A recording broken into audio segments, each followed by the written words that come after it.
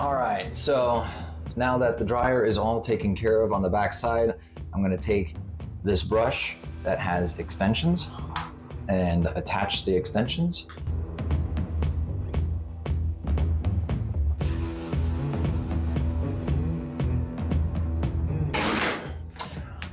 All right, now that I got enough extensions attached here, I'm gonna go ahead and attach the drill and put the vacuum on and then clean it out.